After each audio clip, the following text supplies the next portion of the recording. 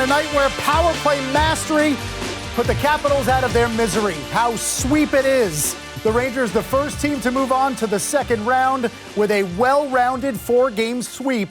4-2 the final in Game 4 inside our Delta MSG studios. John Giannone, Henrik Lundqvist, and Steve Valiquette. You started the night, buddy, talking about desire versus desperation. I think another D word would be disparity, because there was a huge one between these two teams in almost every metric that you can measure. And it took until the third period for the Rangers to finally show it in Game 4, but they did. They took care of business. That's what they did today. That's what they did throughout the series. They were massive favorites going into this one. And you look at every aspect of the game, from special teams to goaltending, forwards, defensemen. They were better at every category. But that said, you never know. If you have the will, you can turn things around. But to me, Rangers was just that much better in every game. And you look at the depth for the Rangers. 10 different goal scorers on 15 goals. How well the special teams played. Yeah. Igor crushed the goaltending matchup. It was not even close. Yeah. And we kind of expected it. You can't say it going into it, but it was a massive difference, and they showed it. I don't think you left anything for me to say, hey? Bye. Have a good night. All right, here we go. Easiest segment I've ever had to do. The only thing you left out was just shutting down Ovechkin. Yeah. He had 5 shots in the series. None tonight. I mean, there wasn't even a whimper out of him, but that started from the first shift of the first game. Give the Rangers credit there, guys. Like, they don't have the depth offensively, but they weren't even going to get started. And I thought maybe more from Lindgren in the series, but they got to him early and didn't give him a sniff to be able to get started.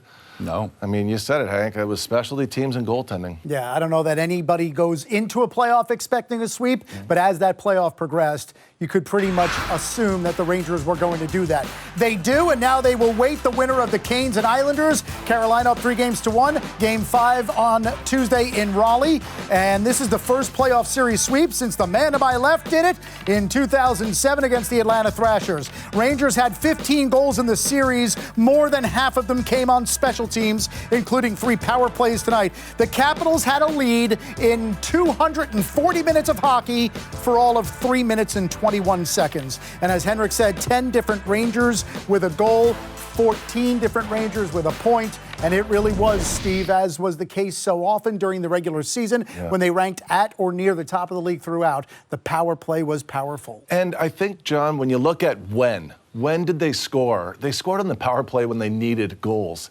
And that's the big difference between a mediocre power play and one that matters. It's the when.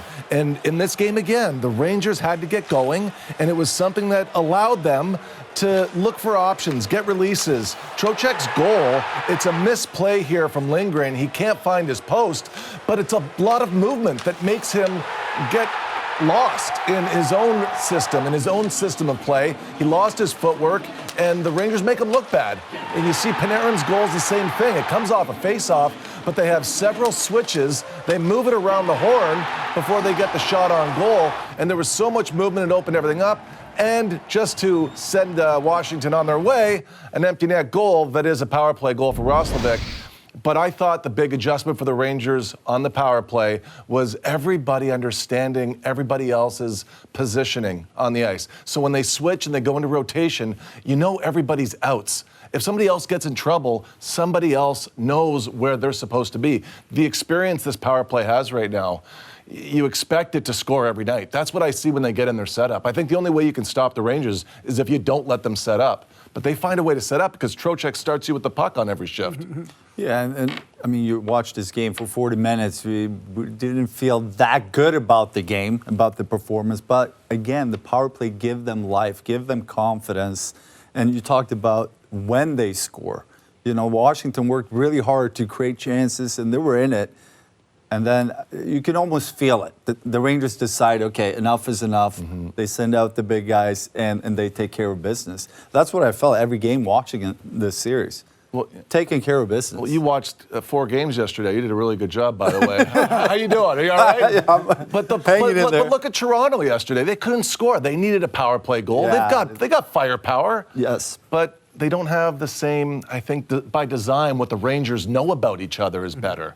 Well, they also have so many players that can get out of pressure.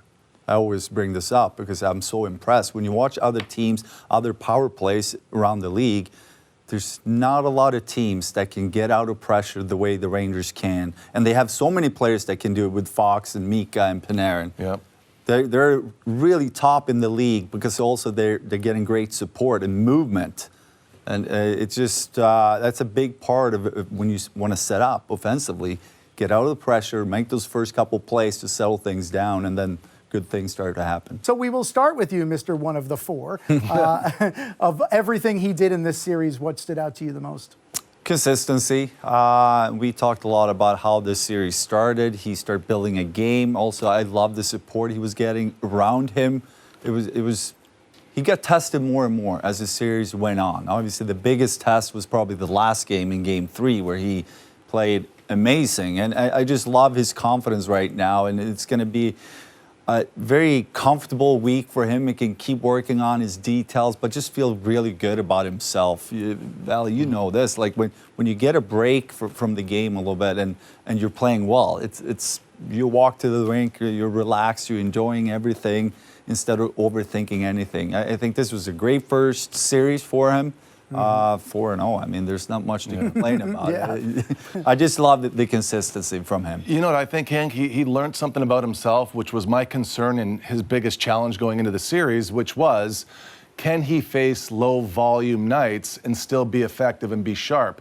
Average 25 shots per game over the 4 games, and this really wasn't his handle during the regular season. The games that he lost this year, guys, 16 of the 17 losses in regulation during the regular season, he faced 15 low danger or fewer. And in Game 1, he had 11 low danger, Game 2, 10, Game 3, 13. He's certainly around that number again tonight, but he's able to still come up and make big saves. And Hank, you know what it's like. You're not getting a lot of shots, and then you're called upon to make one of these. Yeah. And you're able to do it. I just felt it, and that's easier in the playoffs than in regular season. Intensity? Yeah, I feel like your focus is just there because the importance of every save, you can feel it.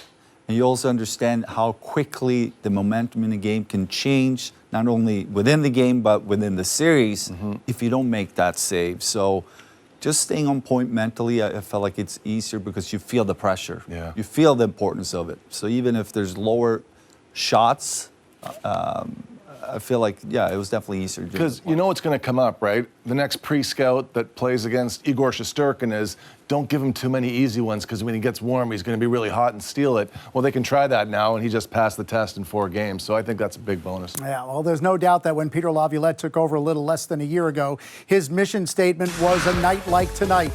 Step 1, done. For Laviolette and the Rangers coaching staff, congratulations all around after a 4-game sweep of the Capitals.